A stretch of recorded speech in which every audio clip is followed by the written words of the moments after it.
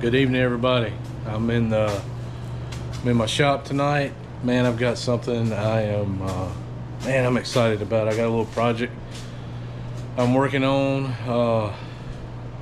Been looking for one of these for a long time, or been wanting one of these for a long time.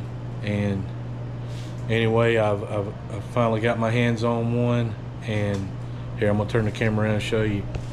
So this is a all aluminum homemade one-man boat, 8 foot long, just custom built. You'll see got my trolling motor. I've just been playing around with it, got it hooked up, full steering. We hooked up some steering here. This cable right here runs to the back. It'll go over. I'll take this clamp right here. This clamps onto the shaft of the trolling motor. Spring hooks to this side. Cable hooks to that side, and you got full steering on it. So up here at the front, foot pedal throttle to control the trolling motor, and I've just been playing around with that.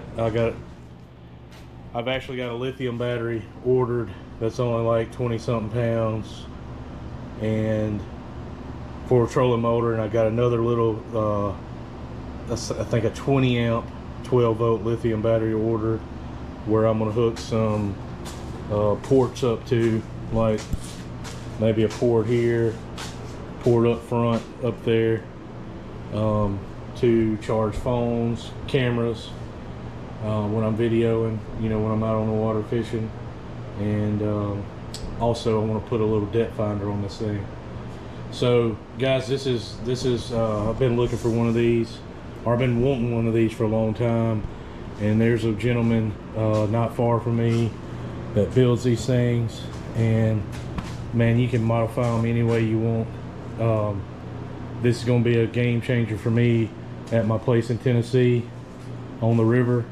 I despise fishing out of a kayak, and maybe that I just hadn't found the right kayak for me. But if this thing's what I think it's going to be, I'll be getting rid of all my kayaks and getting him to make me some more of these, and I'm going to try it out.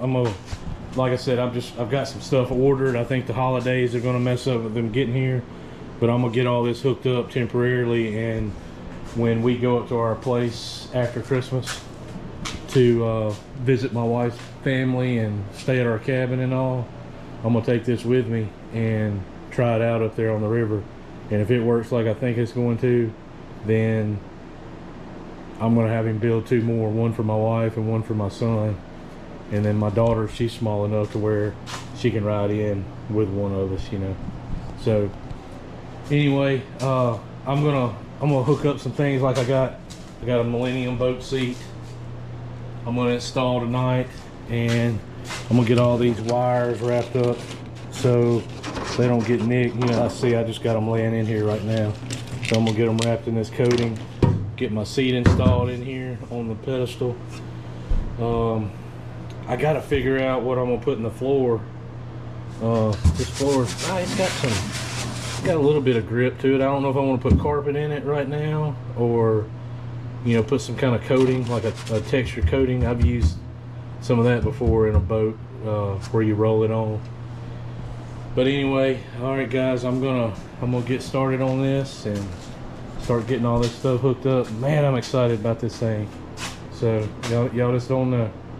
So anyway, y'all stay tuned. I'm gonna show you what I do on it tonight, and we'll go from there. So another thing I had to do, as soon as I got the boat built, I had to go over to our at one of the local lakes here and go to the game warden office, and I had to get them to make me a hull ID number, which this is considered a homemade boat, of course. And man, I just Mississippi, state of Mississippi has really cracked down on stuff. So like to to allow me to be able to register this thing, I had to get like 3 different documents notarized, and you know, the builder of the boat had to get it one notarized. It was an ordeal, but I finally got that, got it sent off down to Jackson to our Department of Wildlife. So hopefully by first of the year I'll have my you know, my ID number, so I can get it put on, because in Mississippi any kind of boat that has a motor, whether it's electric or gas, has to be registered. So anyway, I wanted to do it the right way, even though I'm probably going to be using this boat the majority of the time in Tennessee. I will use it here some.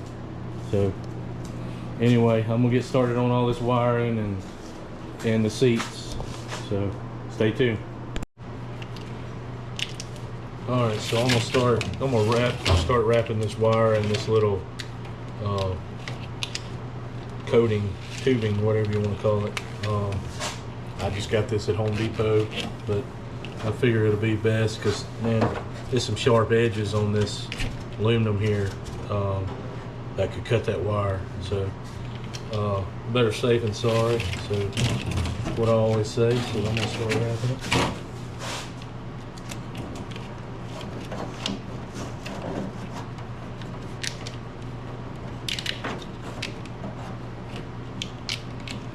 I guess what I'll do is,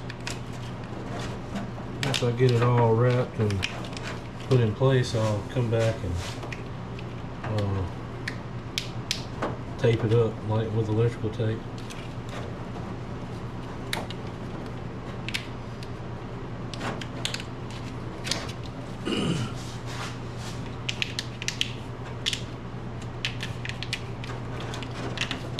This wire is an 8-gauge wire that I used on this from the switch back to the battery, and looks like probably a trolling motor.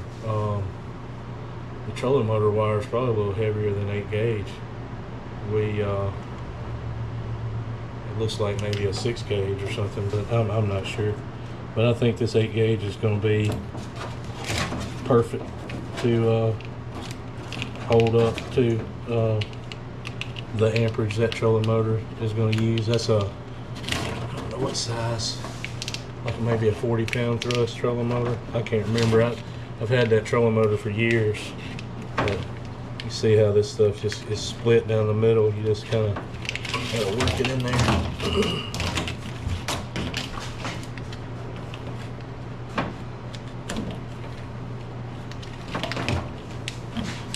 This will help it. I'm sure this stuff will dry rot over the years, and I'll have to replace it down the road. But be better than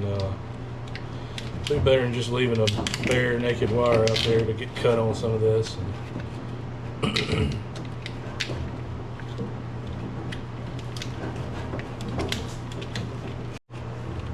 Alright, y'all, I'm gonna get this tape wrapped up here, keep this thing separate, and like I said, I'm gonna leave some slack right here because I don't know exactly how those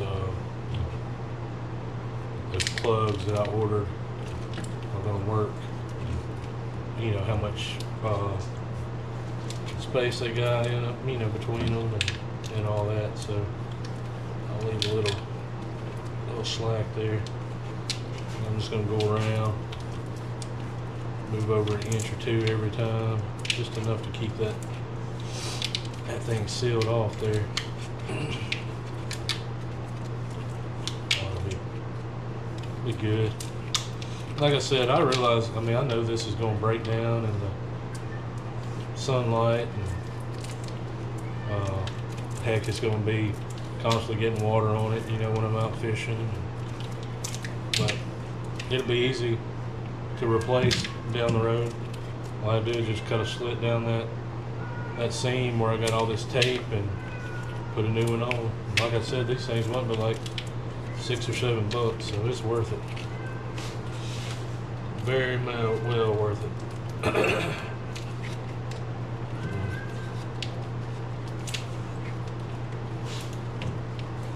can be good. I get this done, I'm gonna I gotta get got a pedestal over there that I bought to this. It mounts on the bottom of that seat, that Millennium seat. I'm gonna get it mounted, and then I'm gonna get back here and get all this hooked up to the trolling motor. I gotta get that thing centered up and get it all straightened out.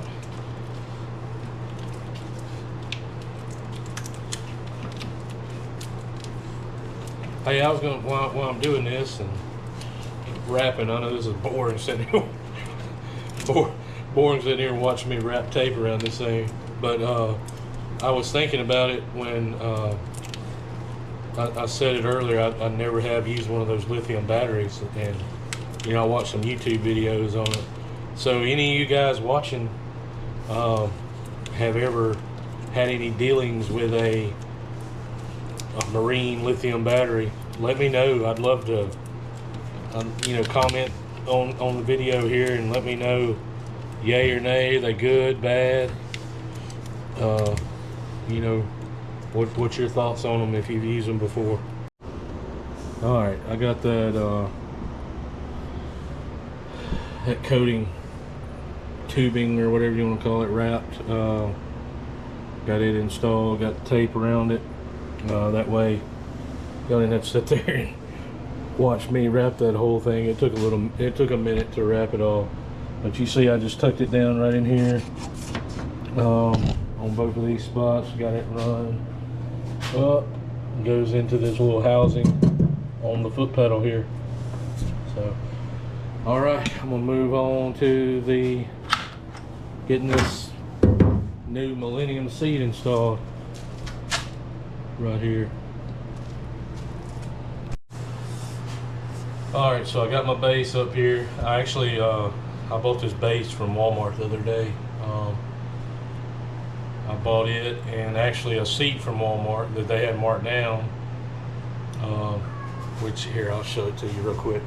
It's this you know, little camouflage cheaper seat from Walmart. They had that thing marked down to little or nothing. So my original plan was I bought it to put in this boat, and then a little bit later I was at the hunting store and saw that they had this Millennium B100 seat marked down to I think it was like 119 or 129, something like that. So I said, well, I can return the seat at Walmart. You know, I've still got my receipt in there in my office. Or, like I said earlier, if this boat ends up working like I sure hope it does, then I'll use that seat at Walmart in the next boat I get built like this. So anyway, that was my thoughts on it. These Millennium seats are they're the reason actually I bought this seat is I'm about to show you when I stick it in here. So I got all that mounted. Get my socket off there, and I'm gonna mount this thing in here. Oh yeah. Okay, so that is the reason I bought this seat. Is the other Millennium seats that I have a what do you call it, like a nylon strap that goes from here to here, and that would always get in my way when I was fishing. So I had a pontoon boat years ago that first thing I did when I bought it, I had to change out the seats and everything in it, and I bought a Millennium. And then I ended up not liking that design because it kind of kicked me too far back. You know, I never could get comfortable in it. And this one, as you can see, is a little different. So you're gonna set more upright, and I think it'd be perfect to fish out of this little small boat in.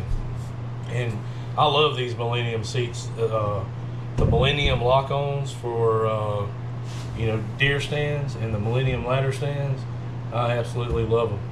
There's not a shoot. I hadn't found not much that compares to the comfort of those. But it kind of kicks you back a little bit. You're relaxed. When you're up in the tree. But just me personally, I don't like to be that way when I'm fishing. I like to be more upright, have good, back support straight where I'm casting. So anyway, that's why I went with this one, and we'll see if it suits me like I think it's going to. If not, I still got the seat I showed you from Walmart to fall back on. So anyway, I like the color too. This camouflage pattern matches that olive green color of the boat, so it should fit in pretty good. That's it, man. Yeah, look at that, guys. That's going to be nice. Smallmouth bass will be calling my name here shortly. Anyway, so now I'm gonna get back here. Got the seat installed. I'm gonna get back here and get this trolling motor, my steering and everything hooked up. So you like my little golf ball I put on there for the knob. So anyway, all right, y'all stay tuned. So here I'm gonna show you the wiring real quick on this. So what I have up here is just a like a open close switch, momentary switch, whatever you want to call it. Just when I push my foot on it, it's gonna turn the engine on, the motor on, trolling motor on. So to wire that switch up, you'll have, all right, here's the two wires coming from the switch that I wrapped earlier in this plastic coating. So you've got a hot and a ground there. So to wire up that on-off switch, momentary switch, you'll take hot to the battery, and then from your trolling motor you'll hook your ground in to your ground on your battery. And then what happens is these two, all right, so you have your ground and your other wire from your trolling motor, they'll hook in together. And like I said, I'm just hooking this up temporarily. So like these two wires right here, they're going to be on a plug. These two going to the batteries, they'll be on a plug. That way I can, when I want to take my trolling motor off the boat, all I got to do is pop my plugs loose, grab my trolling motor, grab my battery, and get them out of the boat. But like I said, all that stuff's ordered along with the battery. So I'm just showing you temporarily how I'm gonna do it for right now. So yeah, that's it. So now I can go to my switch. I can adjust my speed here on my trolling motor however I want it, forward, reverse, whatever. And then I get that set, and here I'm gonna set the camera back over here. Is my foot pedal and my steering. That's right. And then the one thing about this is an old trolling motor I've had for years. As you can see, it's not brand new, but I do like this about it. That shaft will extend out a little bit, so if I'm sitting here, look, bam, all I've got to do if I need to go in reverse, I'll just switch back here and reverse it. So that's the good thing about that.